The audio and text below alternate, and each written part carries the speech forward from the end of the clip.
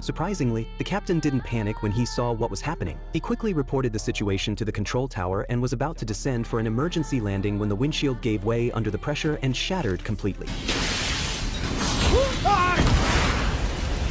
Air traffic control immediately sensed something was wrong as shattered glass from the windshield struck the engine. The co-pilot and head flight attendant also noticed something was off and rushed to the cockpit door, trying to make contact. But inside the cockpit, both pilots were fighting for their lives. The captain desperately tried to pull the first officer back inside the aircraft, but the wind force was overwhelming. He had to think of another plan. The turbulence was so severe that passengers in the cabin were panicking. Then the captain made a sudden maneuver that caused the cabin to lose pressure instantly. Oxygen masks dropped down, and passengers quickly put them on. Meanwhile, air traffic control kept calling repeatedly as the plane was about to enter military airspace. But the captain, determined to save his first officer, made a bold decision. First, he descended at a rate of 2,943 meters per minute, then pulled up sharply, successfully pulling Su Yichen back inside. The co-pilot was also making his way to the cockpit, but the wind force was so strong he could only inch forward with passengers helping push him along. Finally, the head flight attendant grabbed him and shoved him into the cockpit. Once they shut the door, cabin pressure finally returned to normal. The captain signaled him to transmit the emergency code. To ensure the plane could make an emergency landing, ground control delayed all planes that hadn't taken off and diverted all airborne aircraft to clear the way for the damaged plane. They also cleared 2 runways. On the ground,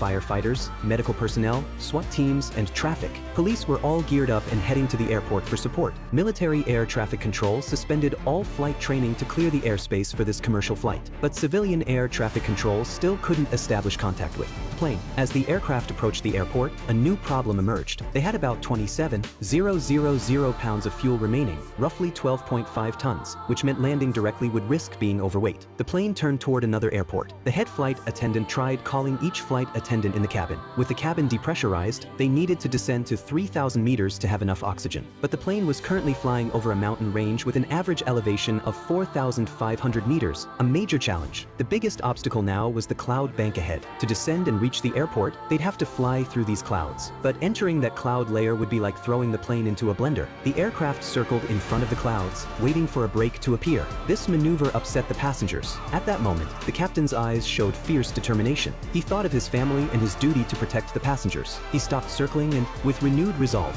flew straight into the clouds. The violent turbulence shook the plane severely. Luggage flew out of the overhead bins. The freezing temperatures inside the clouds turned rain into hail that pelted the fuselage. The captain fought to maintain control. The plane disappeared from radar, and air traffic controllers anxiously kept calling. But the captain's willpower was unwavering. He carried not just his own life on his shoulders, but the lives of 119 passengers and the entire crew. Finally, the radar signal reappeared.